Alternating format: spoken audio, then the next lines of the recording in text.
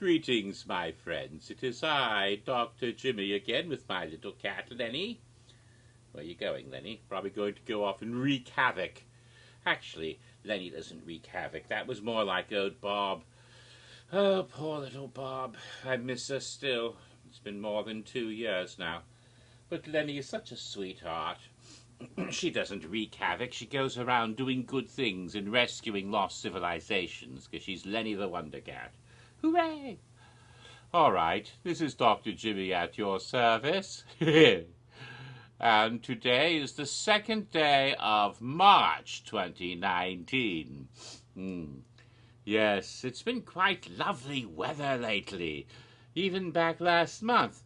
February started out cold and chilly, but then it got warm. It was spring, pretty much. I guess that groundhog must not have seen his shadow and wasn't frightened and stayed outside in the sun. At any rate, definitely it was a very unseasonable February. Quite warm and nice sunny weather.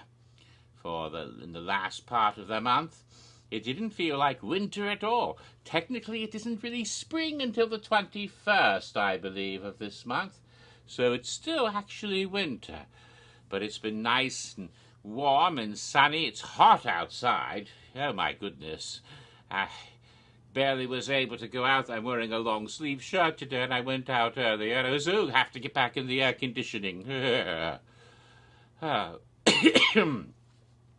It's not as bright as it was earlier because it's later in the afternoon. I had to watch a football match before I did my video. Orlando City Soccer Club, of course, the opening match of the season. It was a draw. It should have been more than that, but there was a horrible call. Something wrong with the officials, I think. That just doesn't make any sense. It was such an obvious handball that my cat could call it. But enough of that. Don't get me ranting or I'll never make this video. Yes, it's been quite unseasonable. Not just the weather. You really felt that you're in late spring or early summer already, because what's been going on for Halloween Horror Nights is not what you would normally expect in February. It has been quite remarkable.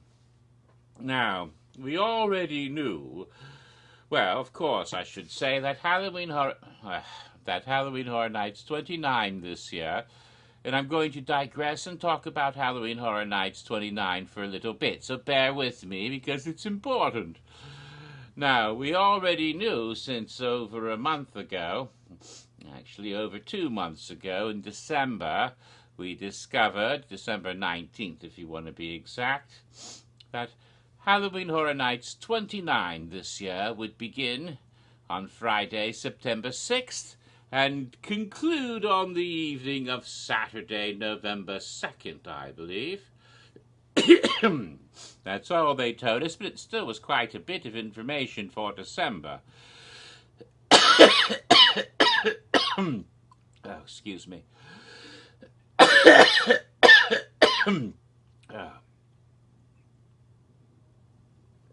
Oh, pardon me. If that keeps up, I'll have to start over again, and I don't want to. Anyway.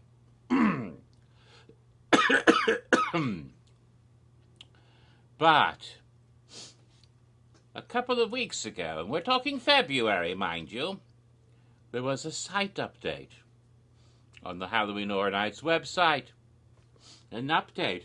And where we had seen previously the image of Bone, Bone Daddy, as some people called him, the character from the Festival of the Deadliest. Yes, that's right, Lenny, Bone Daddy. Yes, they took that picture down and updated it a little bit with a stilt-walking creature, one of those glowing pumpkin head creatures from Twisted Tradition last year. So, update a little bit, but that's just a cosmetic change. No, the big change was that they were actually selling tickets in February. Now, not every single type of ticket they're going to sell, of course, they didn't have available yet the rush of fear or frequent fear passes of different varieties. God damn. Oh, sorry about that. I myself prefer the ultimate frequent fear pass the past couple of years. Yes, Lenny, squirrel on the roof. Oh, she went to go see. Oh, yes. Oh, yes. Ultimate frequent fear, good for every single night of the event. Now, I have not yet ever been able to go every single night of any event at Horror Nights, and I've been going since 1991. But I've been trying the past couple of years to do closer to it. Last year I managed to attend 33 out of the 37 nights that were ultimately offered. And the few nights I missed, 4 nights, one was due to some trouble with my motor car, and one was because a friend of mine had been ill and I had to deal with that, and the other 2 was from sheer fatigue. But of course, they're selling some tickets now, not yet the frequent fear, and they have a rather interesting bargain, apparently, a sort of BOGO. You get one night and you get a second night for free. That's an interesting offer, but I probably will take advantage of that. I'll hold out for when that ultimate frequent fear becomes available. I hope they'll do that again this year and try to get to all the nights. But oh my goodness, that's going to be quite a challenge because it's more than 37 nights this year. Oh, yes, indeed. Because you can't sell tickets without giving the dates. So, a couple of weeks ago, February, they announced the 4 nights for Halloween Horror Nights. They have the little calendar with the full schedule of nights complete. And this year there will be 41 nights of Halloween Horror Nights. 41 nights. That's longer than Lent. Good Lord. 41 nights. So it'll be a challenge for me to try to get to every night if I get an ultimate frequent fear pass. Oh, now last year, those terrible queue lines, such a great walk to get all the way out to some of the haunted houses, the ones that are in the former and current parade buildings. Quite a haul.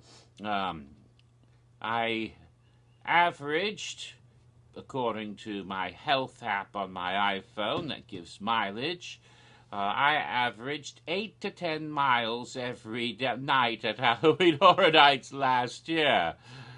Oh, so the only way I can do it is I have to start immediately training for Horror Nights this year. And every day I have to go out and take a brisk walk. Yes, go out for my morning constitutional and get a few miles in every day, working up to quite a few miles so that when September comes around I shall be in shape for the event. I don't know how slim or trim I'll be. I'm kind of fat already, but I might be able to take off hopefully at least 5 or 10 pounds, maybe more, and at least get the endurance going and be able to breathe without choking or coughing or drowning and all of that stuff, and I can make it and get through the event in one piece, and maybe I might, for the first time ever, hit every night of the event.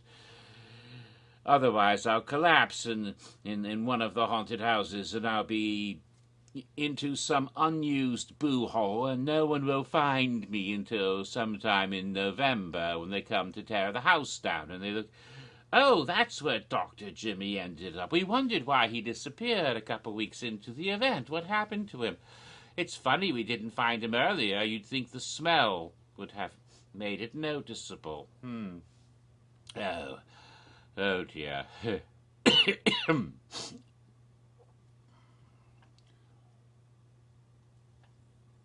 So I'm going to need to get in shape and train every day for Horror Nights. All right. So, 41 nights, consisting of 9 weekends. I use that term very loosely. The first one being a 3-night weekend. That's Friday, Saturday, Sunday. And then 2 4-night weekends, as in Thursday, Friday, Saturday, Sunday. And then the remaining 6 weekends will be 5-night weekends. 5 of which will be naturally Wednesday, Thursday, Friday, Saturday, Sunday. But the last run of the event, the last 5 nights, will actually be Tuesday, Wednesday, Thursday, Friday, Saturday. Because the event ends on a Saturday night. So that's what we have for Halloween Horror Nights 29 as far as the number of nights and what nights they are. But that wasn't all that was revealed when the upsite web dated? Strike that. Reverse it. Yes, when the website updated. They also confirmed what we already knew pretty much, but Halloween Horror Nights 29 would be held again at Universal Studios, Florida. Not that big of a shock or surprise, but the actual confirmation was made then, where it's been held every year since 2006, naturally. It also confirmed for the that and dispelled some rumors. There have been a couple of rumors going around about possibly more than 10 houses, maybe 11 or even 12. No, 10 haunted houses again this year, after we went up to 10 last year. 10 more this year, and 5 scare zones.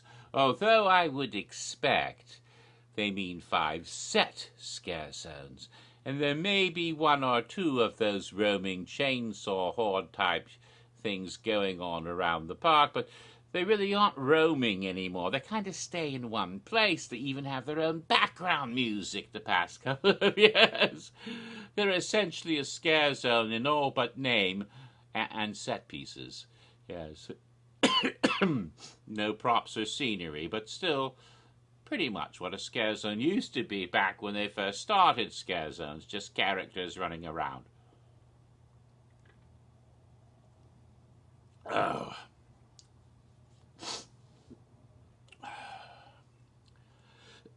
I got all this phlegm lately. I think it's the pollen that's bothering me. Oh, wow. So, we know that. And entertaining shows. Not saying how many shows, it just said entertaining shows. They said that last year. We ended up with only 1 show. But I think they're trying to do more than 1 this year, but who knows what it would be or where it would be. That's what it says on the website.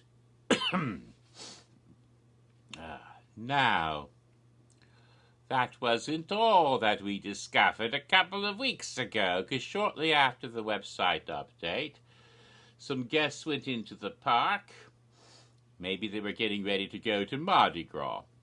I don't know, but they went into the park at Universal Studios, Florida, and they were over by the World Expo area, near the Men in Black attraction, right about where Men in Black extended queue area would be, and right beside that, behind the extended queue area that goes back behind the Fear Factor auditorium almost.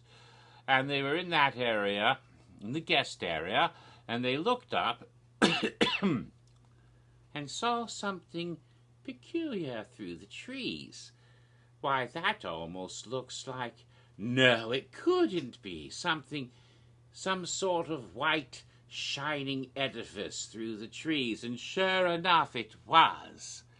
It was the temporary Clearview tent that has been set up in that area behind the Fear Factor auditorium near the Men in Black extended queue area. It is the temporary Clearview tent that is set up to house to house one of the haunted houses for Halloween Horror Nights. Now, this is a temporary structure, purely temporary, not like the other tents that are up all year round over behind the World Expo area, the ones over Tent 1 and Tent 2 that we are more familiar with. No, this thing has only been going up for the past 3 years. And the past 3 years, it was right about late spring, early summer or so, approximately, that the tent went up and they started building a haunted house. I think it was rather later in the summer the first time round, but all 3 years this tent goes up and they start constructing a haunted house, and then Horror Nights starts, and there it is. At Halloween Horror Nights 26, it was Lunatic's Playground 3D, You Won't Stand a Chance, the Icon House for Chance. And the past 2 years, 27, 28, it has been the 2 Horrors of Blumhouse houses, which were 2 different houses, but were called the same thing, Horrors of Blumhouse. And so they put the tent up in the summer, they build the house. After Horror Nights in November, they tear the tent down. And yet, it went up, was first noticed, it's gone up in February, months ahead of schedule. What is this? Why is it up so ridiculously early? They're not building a haunted house already. Yes, they are. We haven't even seen permits yet, so I don't know what's going on, because it's totally irregular and unprecedented. But indeed, Michael Aiello confirmed in a tweet today, and Patrick Brayard yesterday confirmed that house construction has already begun. Maybe not for all 10 houses, but that may be why the tent went up so early.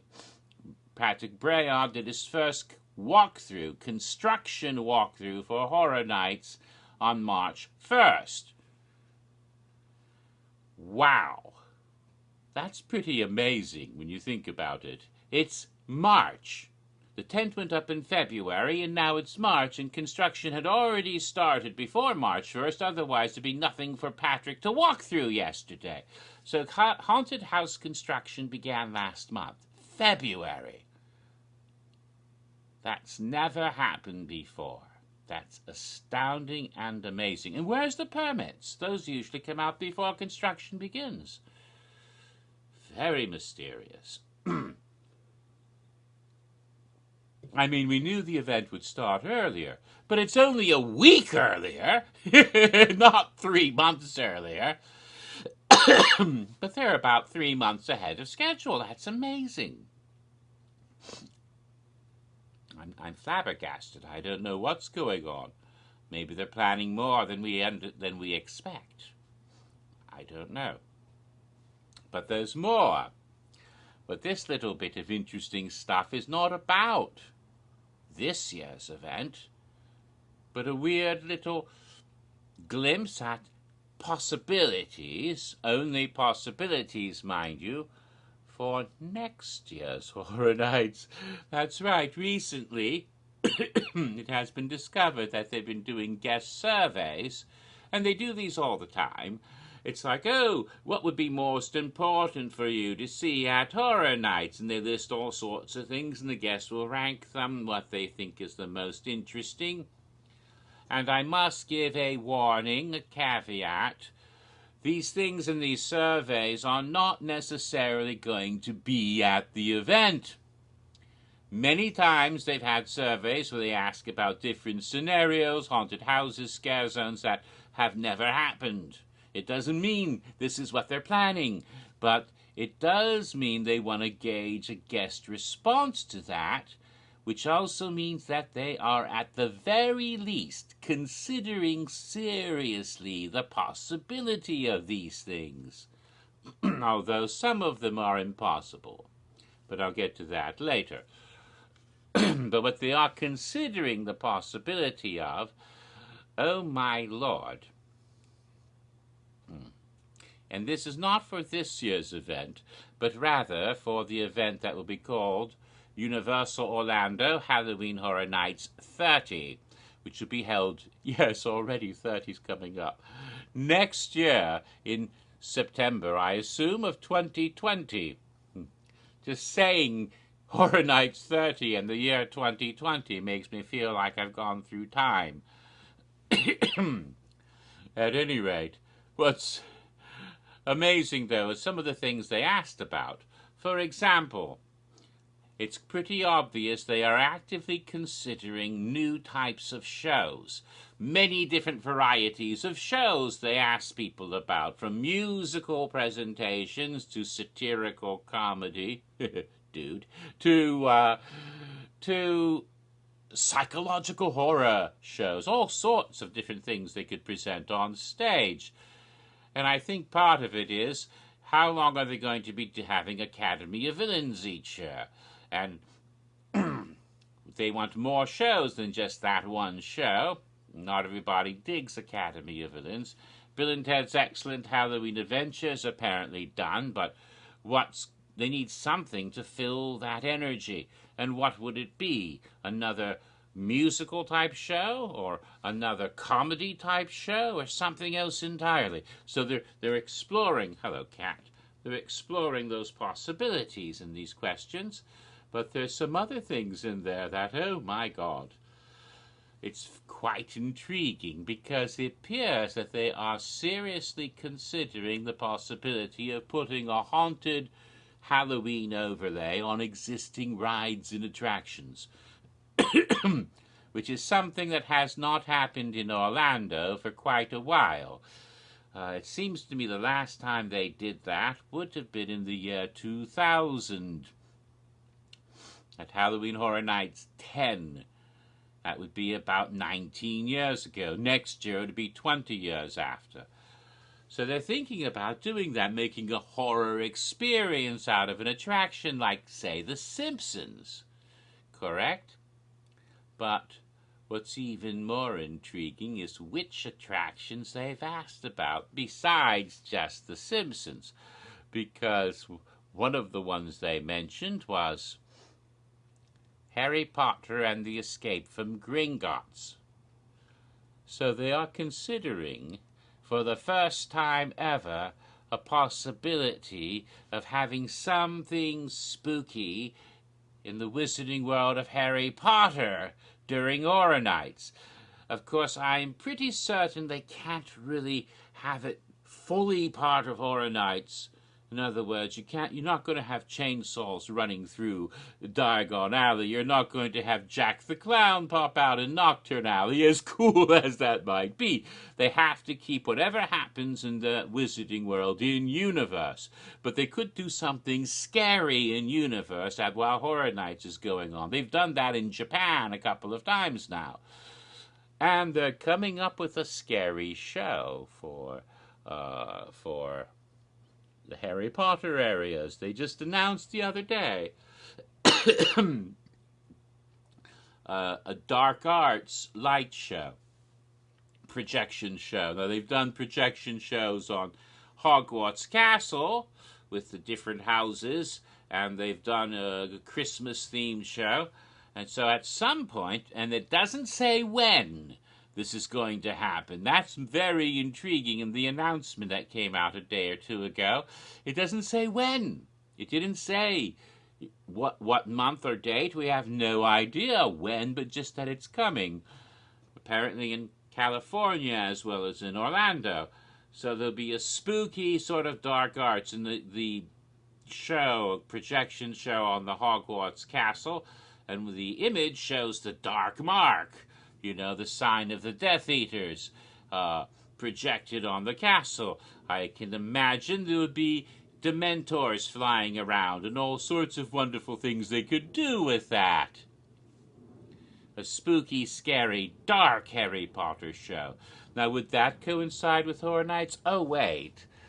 Hogwarts Castle isn't at the studios. That's not over by Diagon Alley. That's over in the Hogsmeade area in Islands of Adventure. So it could... Oh, wait a minute. Oh, I forgot to mention. What other haunted attractions they were suggesting they might put a horror haunted overlay? Harry Potter and what is it? Forbidden Journey, and the Hogwarts Express, and that means, yes, indeed, they are actively considering the possibility of having Halloween Horror Nights 30 in both parks. Just as we had often speculated, 15 years after Halloween, after Terra Cruentus and the Terra Queen, and she's supposed to come back every 15 years, will they actually follow up on that? Will we go back to the islands in 2020? Well, maybe, because they are actively considering, based on this survey, to be utilizing both parks. Otherwise, why ask about putting a haunted attraction in the islands as part of Horror Nights, unless you're thinking about the islands as part of Horror Nights? Because the Hogwarts Express, it takes you from one park to the other. It's a one-way trip. You know, you can get off and get on and go back, but it means you're going from one park to the other. And that absolutely suggests a two-park concept. Not just the islands, not just the studios, but both.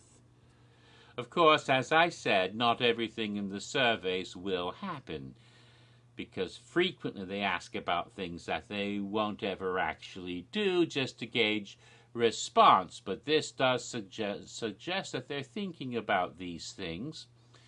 There were some things in the survey that simply cannot happen at this time, because they asked about some IPs that Universal cannot get to rights to at the moment because of the whole Warner Brothers situation. We're not going to see Freddy Krueger or Jason Voorhees here in Orlando anymore for a while, so you can forget about that. But what about a Ghostbusters haunted house? That might happen, and that was one of the questions also.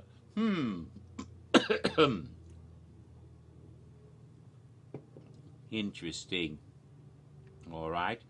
So I've covered the survey and all that tantalizing, so maybe I can get to at least part of Halloween Horror Nights 25.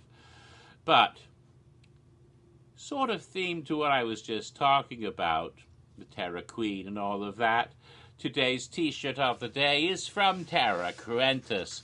This is one of the Halloween Horror Night 15 shirts back from 2005. A unique long-sleeved Halloween Horror Night shirt. I don't know if you can see the glitter. There's still glitter, even though it's been washed and worn a few times in the past 14 years since I got the shirt at the event. And there's a nifty device on the sleeve, like a tattoo sleeve, but also incorporating Terra Cruentus symbol there in the skull thing. It's like a demon biker shirt from the Terra Guard, the demon bikers from the demon cantina that were the Queen's entourage. All right then, so after all of that, I can now start talking about Halloween Horror Nights 25 again, because this video is not supposed to just be about what may happen later this year and the updates that have been going on. No, this is supposed to be my 15th video in my series on the history of Universal Orlando Halloween Horror Nights 25. The event that was held at Universal Studios Florida in the year 2015, about 4 years ago. Technically, it'd be about 3.5 years ago, rough, give or take a few days. But indeed, we'll just say 4, because that's easier.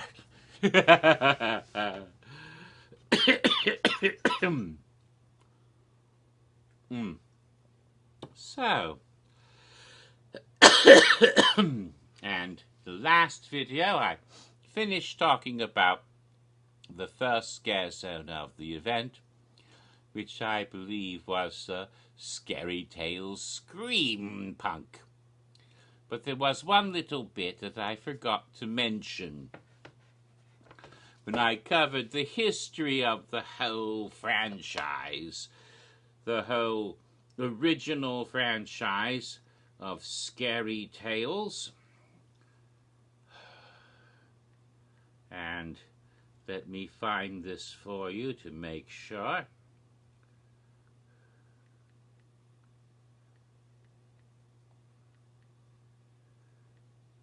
Because I don't remember the exact year.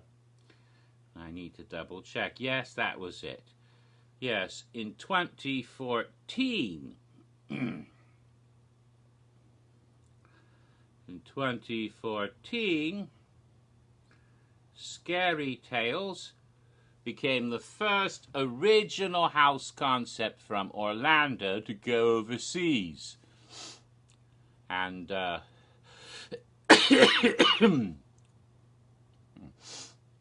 at Universal Studios Singapore, Halloween Horror Nights 4 in the year 2014.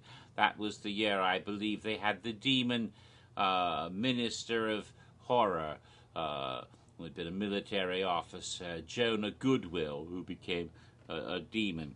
But they had a Scary Tales scare zone there in Singapore, and here is a Rapunzel set piece. Isn't that spectacular? They can do some really amazing scare zone work in Singapore. And here's the magic mirror. This is not a haunted house. This is a scare zone outside. And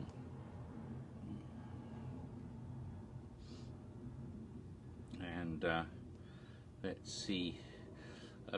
Oh, here's another shot of Rapunzel's tower. You can see those victims wrapped up like spider silk, and some trying to find some more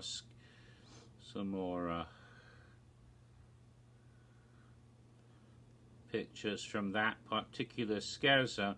It keeps bringing up other. This, I believe, is from that one, and that's some sort of horrible witch. My God, look at that. It's rather amazing.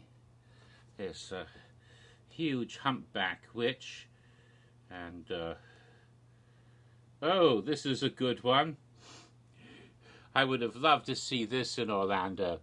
Look, it's like the shark in Jaws, only it's the Little Mermaid that they've caught on a hook. So that gives you an idea of a Scary Tales scare zone that wasn't in Orlando, at Singapore in 2014. So I had to show that to you because probably you didn't get to Singapore. I didn't get there. And so I love to look at stuff like that and say, oh my God, look what they did. I wish I could have gone to that. So I find that. So that's one little part of the history of Scary Tales that I hadn't given you because it's a little obscure, but indeed Scary Tales has not just been in Orlando. That's one thing we've shared with Singapore, along with Jack, who has shown up a couple of times over there as well.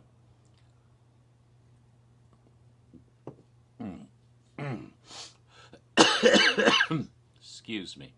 So, the next scare zone, the second scare zone at Halloween Horror Nights 25, was located in the New York Street area of the park, and it's similar to what they've done in recent years, the past couple of years. It extended all the way over from where back then Twister still was, and there was a shop for the event there. I'll get to that later. The first time they had the shop, which was used to be known as the Aftermath gift shop, part of Twister, but it went from that side all the way across. It didn't go into Gramercy Park, but it went on the other side of Gramercy Park, on that street that goes through past the south side of New York City, past Delancey Street, and goes past goes past the Transformers building and gets down near the waterfront. It didn't go into South Street once it got there, but it did take up that whole area, up Delancey Street, and I don't think it went into Sting Alley very much, but it was blocked a little bit on one side as well. But there were people, but stuff did happen in Sting Alley at one point, I believe. I'll get to that later too.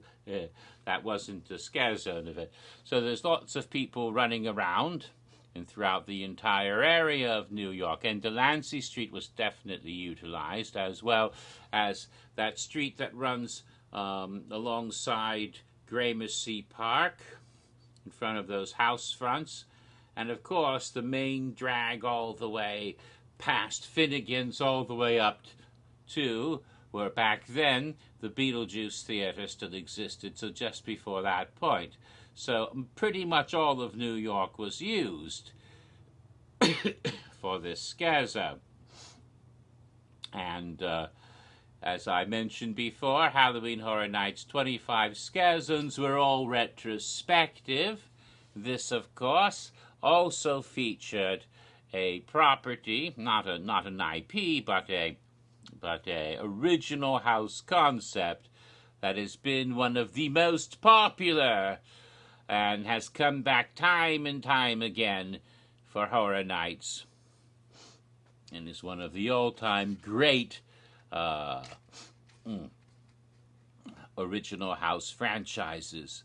The scare zone was called Psychoscareapy Unleashed, and of course was part of the Psychoscareapy franchise and the great, and I suppose never-ending saga of Shady Brook Asylum. Now,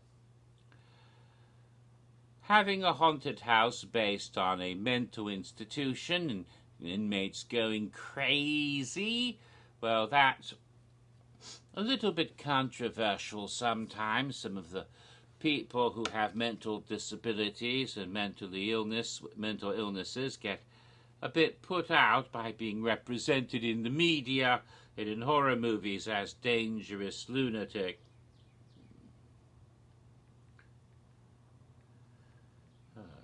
But it is not a it is not a new thing at all.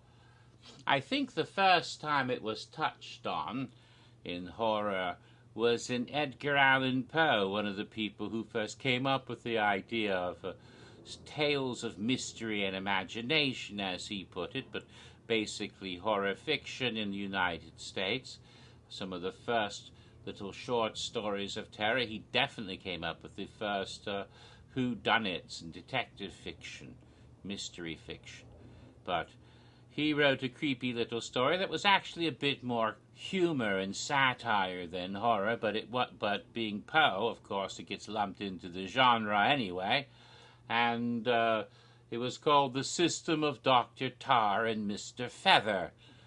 And this was one of the first stories about where in an asylum for the insane, somehow there's a little flippity-flop, and the lunatics are running the asylum, and those people who had been doctors and orderlies and staff find themselves incarcerated, or perhaps worse. That was the surprise ending in The System of Dr. Tar and Mr. Feather. Ooh, I spoiled it, sorry.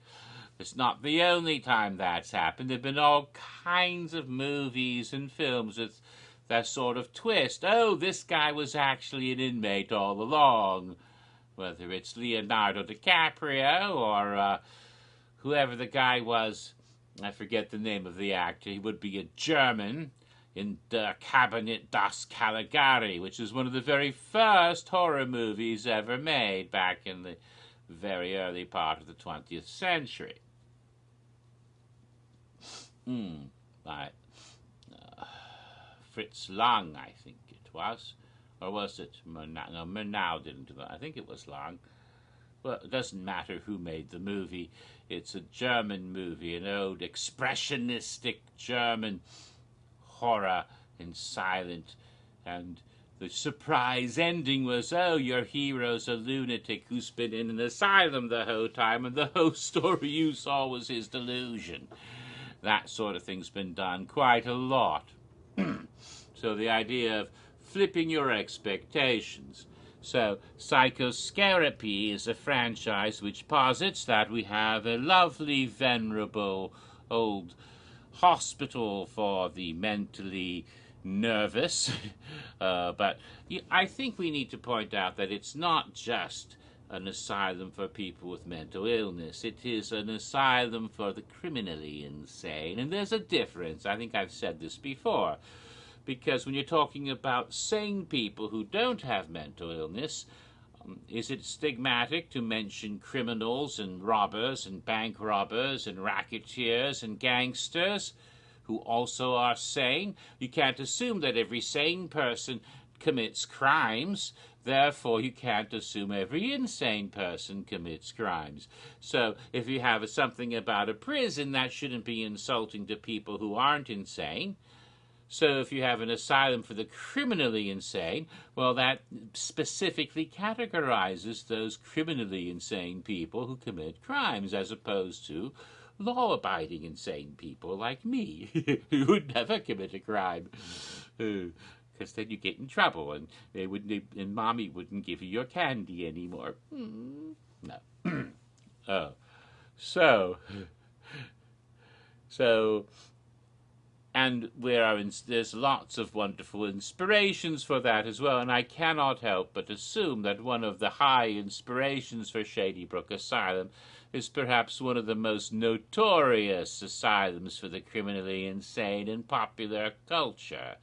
Arkham Asylum, featured in the Batman comics and various films and television programs, cartoons, video games, etc., etc., etc., over the decades, especially since Arkham has always been associated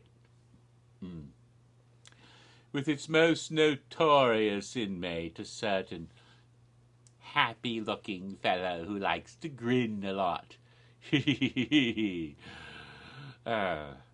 And Shady Brook would turn out to have a relationship with a similarly sardonic person as well.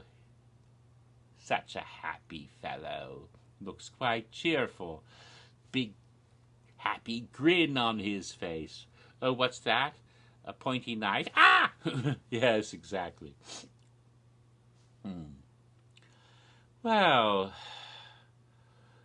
but even before they started this franchise, they touched on this theme at Horror Nights at least twice before. Way back at Halloween Horror Nights 3, I think it was. 3 or 4. I could look it up, but I don't feel like it. So go ahead and look it up and yell at me in my comments or at me on Twitter, whatever you want to do. I don't care, but one of the earlier events, either 3 or 4, and 93 or 94, there was a house called the Boneyard. In the Boneyard, it was the only house ever in an area called the Boneyard, which is an area which now you sit down and listen to music for concerts on the big band show. And the queues go through that area to get into soundstage houses nowadays at Horror Nights. But there used to be this big boneyard with all sorts of vehicles and other props. And they put 2 haunted houses, actually. It was called the Boneyard, one house, but it was the first dual-run house.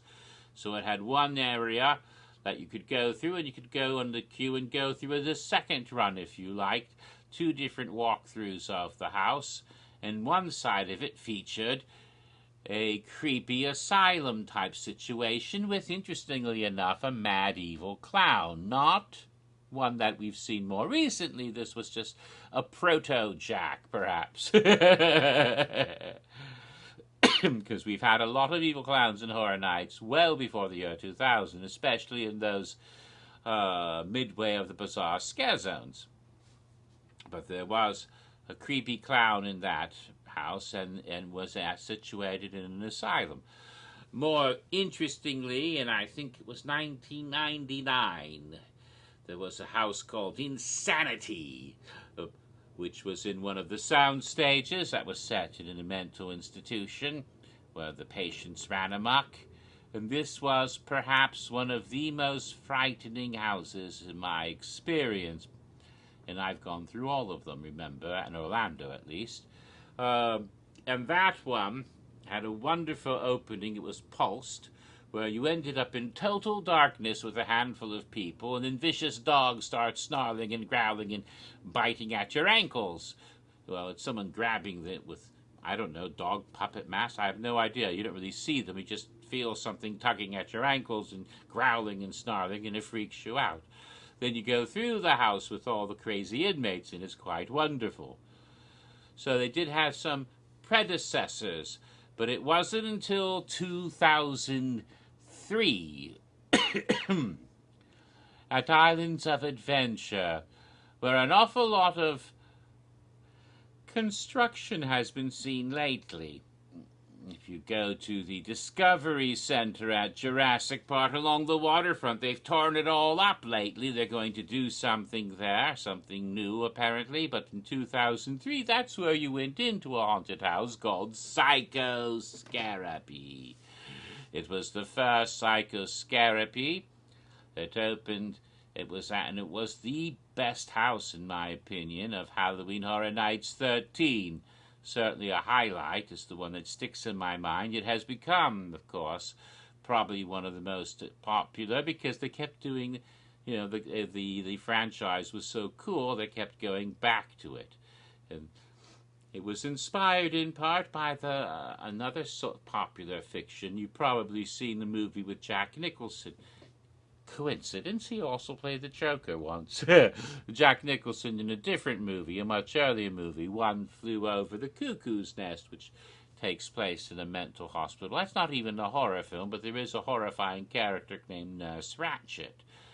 And she got referenced in the house, some graffiti written by one of the inmates saying, like, Ratched must die, or something like that.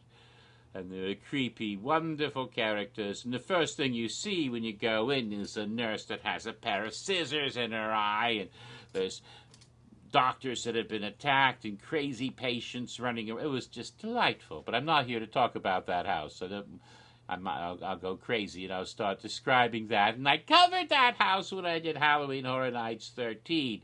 The history of that a long time ago. So, but that was the first one.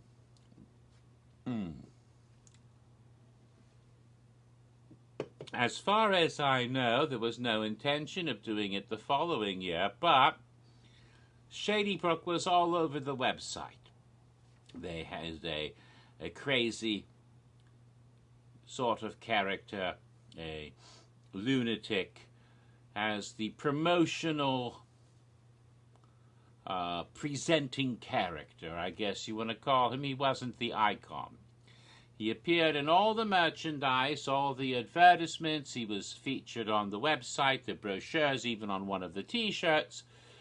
A lunatic with a shaved head in a straight waistcoat, looking quite mad. What's your breaking point? 2 times the fear in 2004 at the event that took place in both parks.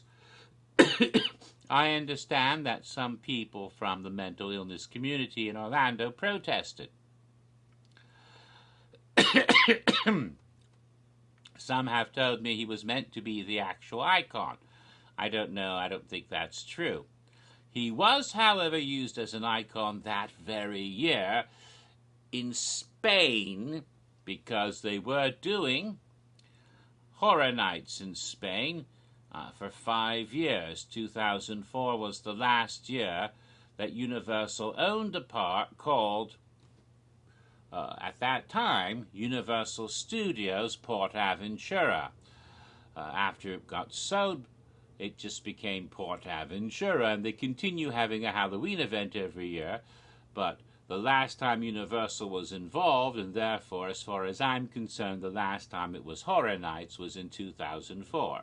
But from the year 2000 to 2004, I count those 5 events as being part of Horror Nights history. Which is why this year, the one that's going to be in Orlando will be the 70th and then Hollywood, Japan, and Singapore. So we'll have 70 through 73 historically and internationally, by my count. But getting back to 2004 for a moment, yes, in Barcelona, where they had that park, he was the icon of that event, and he was roaming through the park. He did not appear at all in person in Orlando, but he was. And he was called El Loco over there in Spain, and was so popular that even after Universal sold the park off, they allowed them to use some of the characters, and El Loco and the caretaker came back more than once. Even quite recently, I understand, in an anniversary year. So after 2004, okay, was that the end of the story of Shady Brook? Because it was, again, Shady Brook Asylum wasn't in the park, but on the website that year. That was the year of the first really good interactive website. All the stories and backstories for everything were case files at Shady Brook Asylum. So they incorporated the asylum into the backstory of the event on the website that year. Well, Shady Brook returned, though, in 2006, which was the first big retrospective year.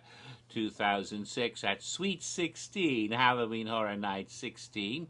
And, of course, horror came home, like football was supposed to come home during the World Cup. And it didn't, damn it. But, oh well. The horror came home to the studios in 2006 for Halloween Horror Night 16, Sweet 16. And that was the first year that Psychoscareapy was at the studios, because it started in the islands, but now it's at the studios where it has been ever since, whenever it pops up. So it started out, it continued with a house called Psychoscareapy Maximum Madness. And this is when they took the character of Jack the Clown and made him associated with Shady Brook.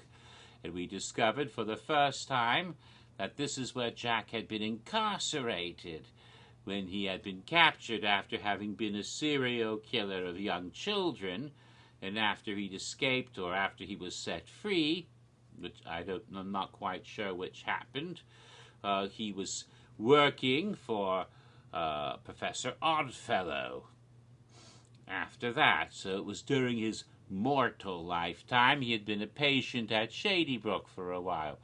So we assume this takes place somewhere in the past. And indeed, when you went in, it had a very Art Deco look to it, which made you think maybe the 20s or 30s by its architecture. They recreated the first scenes from the previous house. You recognized some of the rooms when you first went in from the last time you were in Shady Brook Asylum. But now you had this wonderful facade of the entire building. And Jack was a patient, and throughout the entire place, his personality had overcome all the other inmates who had become minions of Jack and put makeup on and started doing wacky, silly things, rather like the Joker's minions many times in Batman, even on recent episodes of Gotham. And yes, because they love to follow in the footsteps of their insane leader, Jack's maniacs, as we all know. And this really brought that home, that he has a cult following of lunatics from his time in the asylum. So the parallel between the Joker in Arkham and Jack in Shady Brook was clearly made in 2006. And Shady Brook came back the very next year, although I don't think it was originally meant to be quite so explicit. They were going to do a haunted house about some escaped lunatics ravaging a little town in upstate New York, very similar to Bedford Falls from the movie It's a Wonderful Life, to create a sort of creepy Christmas story. And they would throw in little inside Christmas jokes like the lamp light from the Christmas Story, and television would be showing It's a Wonderful Life.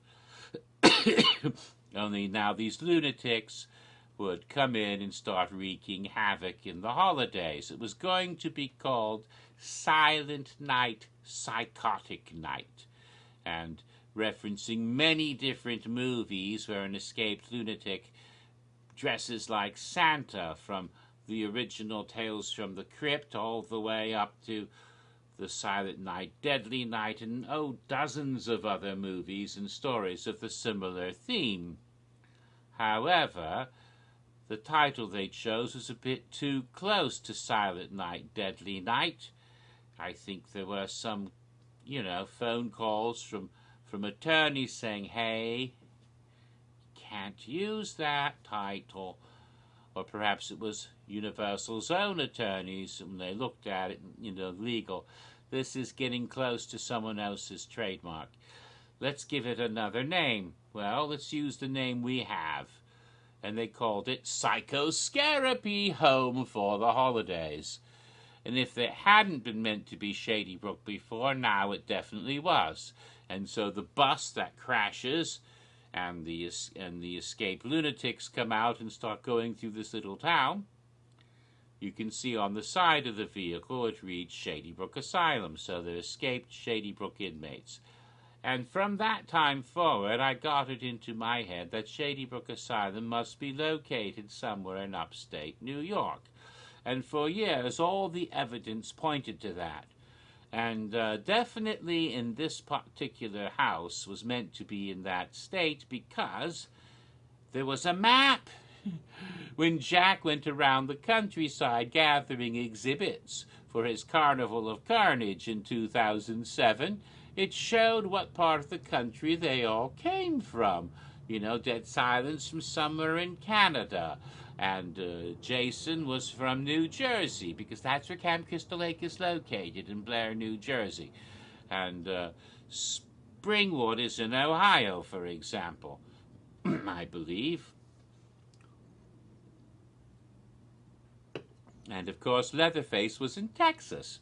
So he found all of his different characters, and Psychoscareapy Maximum Madness, an original concept house, but still it was placed in upstate New York. So, that's where it's from. So it seemed to me, since they escaped from the nearby asylum of Shady Brook, that they were there, in New York. So that brings us up in the history of Psychoscareapy to 2007. And there are a couple other instances of this franchise returning to Horror Nights in Orlando before 2015. So when I begin part 16, I'll pick up at that point, complete the history of the Psychoscareapy franchise, and then get into the meat and potatoes and the bananas and fruitcake and share wacky of the actual and the apples, because you're bobbing for them. You're not going to come back up again, but yes, if Psychoscareapy Unleashed at Halloween Horror Nights 25. Because it's been about an hour, and it's time for me to shut the hell up before I start coughing again, and soon it'll be time for tonight's telly and everything. So I will see you a little bit later. I might come back later this evening to make you a cocktail, but I haven't figured it all out yet, so I can't say for certain. Ta-ta!